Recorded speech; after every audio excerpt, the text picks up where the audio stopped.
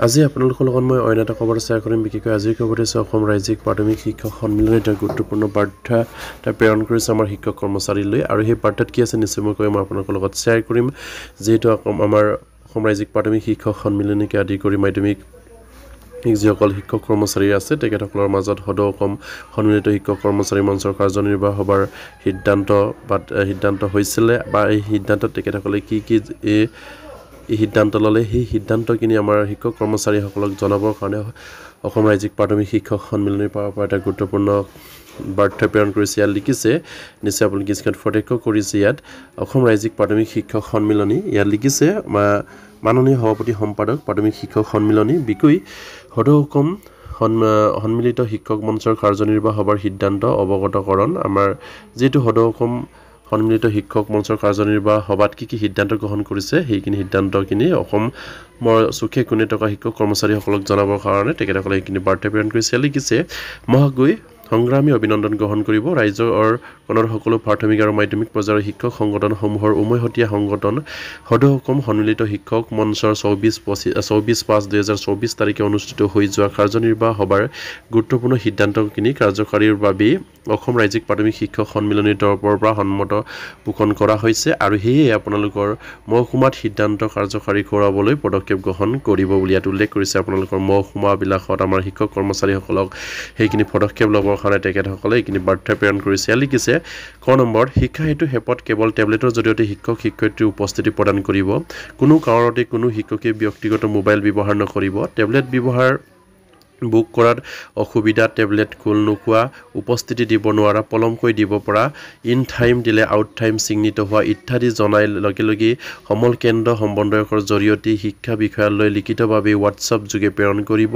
আৰু লিখিতভাৱে জনোৱাৰ আবেদন দৃষ্টিগোচৰ হোৱা তথ্য স্ক্ৰীনশ্বট সংৰক্ষণ কৰিব আৰু এনে অভিযোগ দিয়াৰ পিছতো কোনো শিক্ষকক কোনো বিষয়ে অনুপস্থিতিত গণ্য কৰি কোনো শাস্তিৰ সন্মুখীন হোৱাৰ চেষ্টা কৰিলে মঞ্চৰ অন্তৰ্গত সকলো শিক্ষকে একেলগে দিব আৰু ব্যক্তিগত মোবাইল ব্যৱহাৰ কৰা শিক্ষা হেতু হেপ চলাই থকা কোনো শিক্ষকে ভৱিষ্যতে কোনো বিপদৰ সন্মুখীন হ'লে মঞ্চই সহায় কৰাৰ অপৰাগত প্ৰকাশ কৰিব নিশ্চয়কৈ এটা গুৰুত্বপূৰ্ণ বাৰ্তা আমাৰ শিক্ষক কৰ্মচাৰীলৈ প্ৰেৰণ কৰিছে যিহেতু শিক্ষা হেতু এপত আপোনালোকৰ এটেন্ডেন্স দিবলৈ যাওঁতে আপোনালোকৰ ব্যক্তিগত মোবাইল ব্যৱহাৰ নকৰিবলৈ তেখেতসকলে উল্লেখ কৰিছে আৰু অসম চৰকাৰে যিখন এক টেবলেট দিছে উপস্থিতি দিবৰ কাৰণে সেইখন টেবলেট ব্যৱহাৰ কৰি আপোনালোকক উপস্থিতি দিবৰ কাৰণে ইয়াত উল্লেখ কৰিছে আৰু সেই টেবলেটত যদি আমাৰ এটেন্ডেন্স দিয়াত অসুবিধা হয় তেনেহ'লে সেইখিনি আমাৰ লগে আমাৰ সমল কেন্দ্ৰ বিষয়াক অৱগত কৰিবৰ কাৰণে তেখেতসকলে ইয়াত উল্লেখ কৰিছে মানে সমল কেন্দ্ৰৰ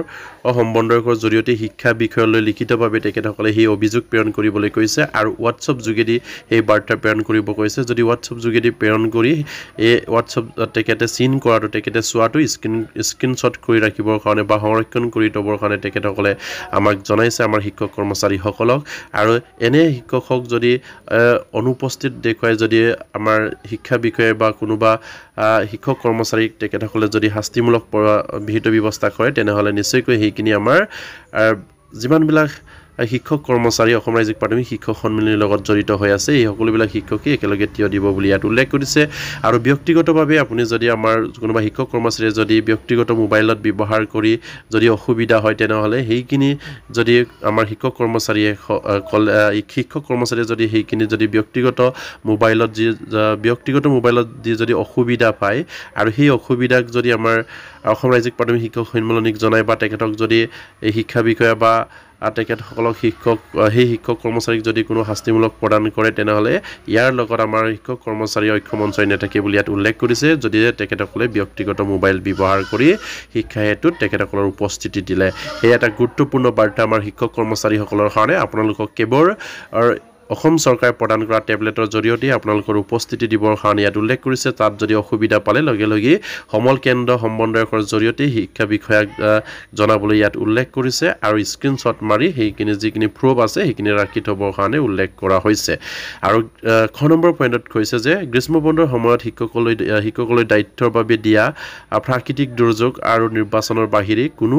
আদেশ পালন কৰা নহ'ব আৰু গ্ৰীষ্ম বন্ধত যিহেতু আমাৰ শিক্ষক কৰ্মচাৰীসকলক যদি অসম চৰকাৰে যদি কোনোবা এটা দায়িত্ব প্ৰদান কৰে তেনেহ'লে তেখেতসকলে এইখিনি গ্ৰহণ কৰা নহ'ব বুলি ইয়াত উল্লেখ কৰিছে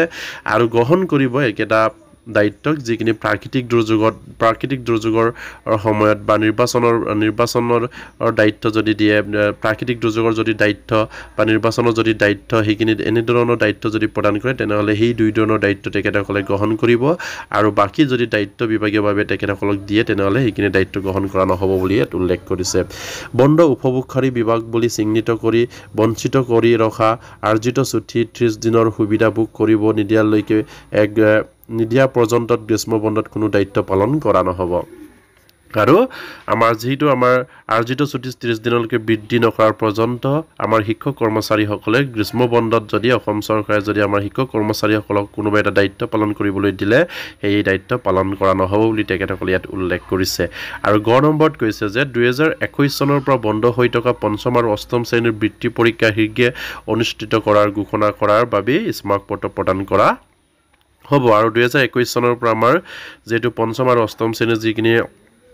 অসম বৃত্তিৰ এটা বৃত্তিমূলক পৰীক্ষা অনুষ্ঠিত হৈছিলে আৰু সেইখিনিকে অসম চৰকাৰ বন্ধ কৰিছে আৰু সেইখিনি পুনৰ কৰিবৰ কাৰণে বা পুনৰ সেইখিনি পৰীক্ষা পাতিবৰ কাৰণে অসম চৰকাৰ স্মাৰক পত্ৰ বা শিক্ষা বিভাগ প্ৰদান কৰা হ'ব বুলি ইয়াত উল্লেখ কৰিছে আৰু গ নম্বৰত কৈছে যে যিসমূহ জিলাত এতিয়াও মঞ্চৰ জিলা সমিতিসমূহ গঠন হৈ উঠা নাই সেই জিলাসমূহ মঞ্চৰ জিলা সমিতি গঠন প্ৰাথমিক শিক্ষা সন্মিলনী আৰু ৰাজ্যিক শিক্ষা সংস্থাৰ মহকুমা আৰু জিলা পৰ্যায়ৰ দায়িত্ব থকা সকলোকে আগবাগ ল'ব আৰু ইয়াত কৈছে যে ইয়াত ঘ নম্বৰ হ'ব লাগে কিন্তু ঞ নম্বৰ দি আছে ইয়াত যিসমূহ জিলাত এতিয়াও মঞ্চৰ জিলা সমিতিসমূহ গঠন হৈ উঠা নাই সেই জিলাসমূহৰ মঞ্চৰ জিলা সমিতিখন গঠনত প্ৰাথমিক শিক্ষক সন্মিলনী আৰু মধ্য ইংৰাজী শিক্ষক সন্থাৰ আৰু মহকুমা আৰু জিলা পৰ্যায়ৰ দায়িত্ব থকা সকলে আগবাগ ল'ব পাৰিব বুলি ইয়াত উল্লেখ কৰিছে বা আগবাগ ল'ব লাগিব বুলি ইয়াত উল্লেখ কৰিছে যিসমূহ জিলাত এতিয়াও জিলা সমিতি সমূহ গঠন হৈ উঠা নাই আৰু হেকত নিশ্চয় আপুনি স্ক্ৰীনত প্ৰত্যক্ষ কৰিছে ইয়াত চৰ্দাৰ লিখিছে আমাৰ সভাপতি ডাঙৰীয়া ইয়াত সিগনেচাৰ আছে নিশ্চয় আপুনি স্ক্ৰীনত প্ৰত্যক্ষ কৰিছে অখিল চন্দ্ৰনাথ ছাৰ আৰু আমাৰ প্ৰধান সম্পাদক ৰাতুল গোস্বামী ছাৰ সম্পাদক আছে ইয়াত লিখিছে আপোনাৰ অসম ৰাজ্যিক প্ৰাথমিক শিক্ষক সন্মিলনী খুব এটা গুৰুত্বপূৰ্ণ খবৰ আমাৰ শিক্ষক কৰ্মচাৰীসকলৰ কাৰণে সদৌ অসম সন্মিলিত শিক্ষক মঞ্চৰ কাৰ্যনিৰ্বাহক সভাত কি সিদ্ধান্ত গ্ৰহণ কৰিছে সেই সিদ্ধান্তখিনি জনাবৰ কাৰণে অসম ৰাজ্যিক প্ৰাথমিক শিক্ষক সন্মিলনীৰ পৰা এনে গুৰুত্বপূৰ্ণ বাৰ্তা প্ৰেৰণ কৰিছে আৰু সেয়ে প্ৰতিগৰাকী শিক্ষক কৰ্মচাৰী সেইটো জনাটো দৰকাৰ তেখেতসকলে কি সিদ্ধান্ত গ্ৰহণ কৰিছে আৰু সেই সিদ্ধান্তৰ মৰ্মে তেখেতসকলে সেইখিনি বাৰ্তা প্ৰেৰণ কৰিছে আৰু অসম চৰকাৰে যেতিয়ালৈকে আমাৰ অসম ৰাজ্যিক প্ৰাথমিক শিক্ষক সন্মিলনী হওক বা সদৌ অসম সন্মিলিত শিক্ষক মঞ্চৰ কাৰ্যনিৰ্বাহক যিখিনি আছে বা সন্থা আছে তেখেতসকলৰ যদি দাবীবিলাক যদি মানি নলয় তেনেহ'লে সেইখিনি সিদ্ধান্ত গ্ৰহণ কৰা হৈছে বুলি ইয়াত উল্লেখ কৰিছে খুব এটা আমাৰ শিক্ষক কৰ্মচাৰীসকলৰ কাৰণে খুব এটা ইয়াত গুৰুত্বপূৰ্ণ বিষয় যিহেতু আমাৰ সদৌ অসম সন্মিলিত শিক্ষক মঞ্চৰ কাৰ্যনিৰ্বাহক সভাত কি সিদ্ধান্ত গ্ৰহণ কৰিছে সেইখিনি বাৰ্তা কি অসম ৰাজ্যিক প্ৰাথমিক শিক্ষক সন্মিলনীয়ে প্ৰতিগৰাকী শিক্ষক কৰ্মচাৰীক ইয়াত জনাইছে আৰু সেই শিক্ষক কৰ্মচাৰীসকলে সেইখিনি মানি চলিব লাগিব বা তেখেতসকলে সেইখিনি মানাটো খুবেই এটা নিতান্ত প্ৰয়োজন বুলি তেখেতসকলে উল্লেখ কৰিছে আৰু সেয়ে প্ৰতিগৰাকী শিক্ষক কৰ্মচাৰী যাতে নেকি এইখিনি খবৰ পাই আপোনালোকে শ্বেয়াৰ কৰি দিব আৰু এতিয়ালৈকে যদি আমাৰ চেনেলটো ছাবস্ক্ৰাইব কৰে কাইণ্ডলি ছাবস্ক্ৰাইব কৰিব আৰু নমস্কাৰ জয় অসম।